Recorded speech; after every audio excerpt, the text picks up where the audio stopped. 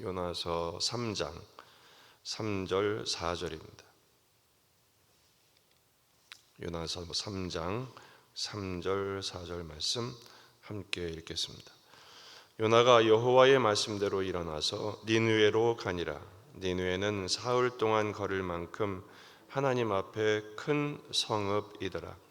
요나가 그 성읍에 들어가서 하루 동안 다니며 외쳐 이르되 40일이 지나면 니느웨가 무너지리라 하였더니. 아멘. 본문에 계시된 주님은 어떤 분이십니까? 부족한 순종을 통해서도 일하시는 분이십니다. 4절 요나가 그 성읍에 들어가서 하루 동안 다니며 외쳐 이르되. 두 번째 하나님의 말씀이 요나에게 임했고 요나는 마침내 일어나 니느웨에 가서 선포했습니다. 근데 그 선포하는 내용이 그 성읍에 들어가서 하루 동안 외쳤다라는 것이죠. 3절에서 니느웨는 사흘 동안 걸을 만큼 하나님 앞에 큰 성읍이었다라고 말씀하고 있습니다. 3일을 다녀야 할 만큼의 성읍인데 요나는 며칠을 다녔나요? 단 하루만 다녔습니다.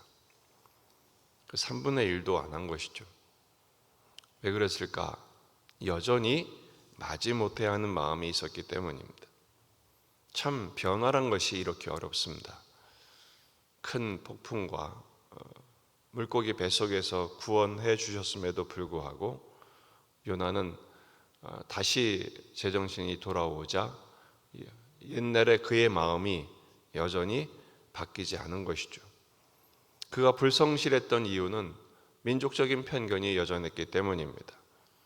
첫째는 이방인 구원은 불가하다. 둘째는 괴롭히는 원수국이니까. 셋째는 속단이죠. 너희같이 악한 민족이 하나님의 말씀을 받고 회개할 리가 있겠느냐. 그런 편견 때문입니다. 외치는 내용이 무엇입니까? 40일이 지나면 니느웨가 무너지리라. 40일 지나면 니느웨가 무너지리라. 이게 어떻게 복음이라고 할 수 있겠습니까? 이건 그저 엄포죠. 복음에 마땅히 들어갈 내용이 가장 중요한 내용에 쏙 빠져 있습니다. 첫째는 하나님이 선포하신다. 주어가 빠졌죠? 하나님이 너희들에게 이렇게 말씀하기를 원하신다. 선지자는 하나님의 말씀을 대언하는 자니까 하나님이 주어가 되어야 되는데 주어가 빠졌어요. 또 그들이 무슨 죄를 지었는지에 대한 죄목이 없습니다. 이러이러한 죄가 있기 때문에 돌이켜야 한다라는 내용이 없죠. 세 번째는 해결책도 없어요. 회개하든지 금식하든지 기도하든지 이렇게 해야 된다. 너희가 회개하고 돌이켜 하나님께 나와 기도해라, 순종해라, 이런 내용이 없어요. 그러니까 사실상 가장 중요한 내용이 쏙 빠진 채 그저 성질만 부리고 있는 것이죠. 이 니느웨가 3절에 보면 하나님 앞에 큰 성읍이었다라고 표현이 되어 있습니다. 물론 니느웨는 굉장히 큰 성읍이었습니다.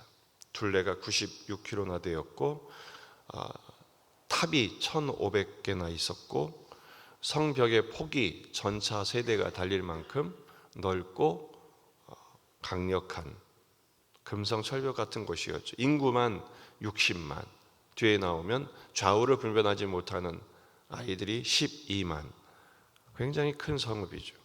그런데 여기서 하나님 앞에 크다라는 말은 관용구와 같습니다. 하나님이 보시기에 중요했다라는 것이죠. 성이 커서가 아니라 그곳에 있는 하나님이 선택하시고 구원하기를 원하시는 영혼들이 많이 있었기 때문에 하나님에게 그 성은 중요했습니다. 물론 1장 2절에서 그 악독이 내 앞에 상달되었다 할 만큼 이 아수르의 죄악이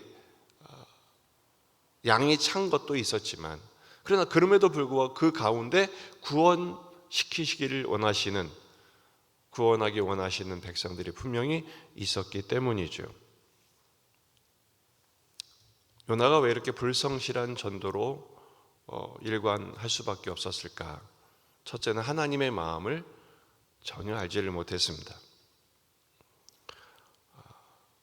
요한복음 6장 39절, 나를 보내신 이의 뜻은 내게 주신 자 중에서 내가 하나도 잃어버리지 아니하고 마지막 날에 다시 살리는 이것이니라. 한 영혼도 잃지 않기를 원하시는, 당신이 작정하시고 선택하신 백성들을 구원하기를 원하시는 그 하나님의 마음에 대한 관심은 전혀 없었던 것이죠. 우리는 어떻습니까? 그저 내가 복받고 내 문제 해결되고 내가 평안해지고 내가 은혜 받고 응답받는 데는 열심이지만 다른 사람의 고통, 다른 사람을 향한 하나님의 마음은 어느 정도로 우리가 집중되어 있습니까? 신앙 가운데 극복해야 할 요소가 있어요. 이기적인 신앙입니다. 내 문제, 우리 집, 우리 교회, 여기서 멈출 것이 아니라 하나님의 나라, 하나님의 마음, 하나님께서 구원하시고 하나님께서 사랑하시는 모든 사람에 대한 하나님의 마음을 갖는 것이 결국 예수님을 닮는 가장 중요한 초점이 되어야 합니다. 하나님의 마음은 다름 아닌 사랑이기 때문이죠. 두 번째는 불성실을 극복하는 순종이어야 합니다.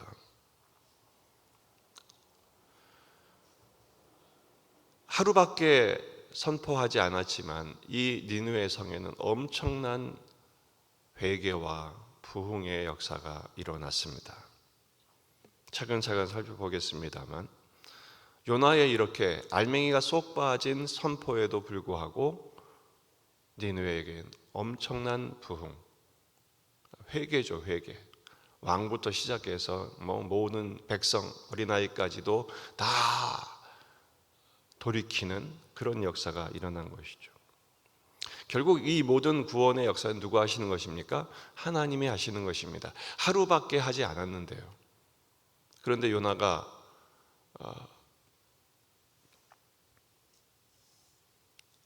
하루밖에 하지 않았는데 하나님 역사하셨다면, 만약에 3일을 했든지 지금 3분의 1도 안 돌았는데 10바퀴를 돌았다든지 더 열심히 했다면 하나님의 마음은 얼마나 기쁘셨을까? 문제는요, 이 모든 일의 결과는 사람에게 있지 않아요.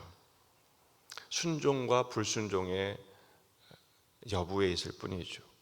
불충한 요나는 하나님의 영광에 참여하는 기쁨도 다 누리지 못합니다. 이런 요나가 누굽니까? 사실상 우리 자신이죠. 요나의 모습은 다름 아닌 우리들의 모습을 대변하고 있습니다.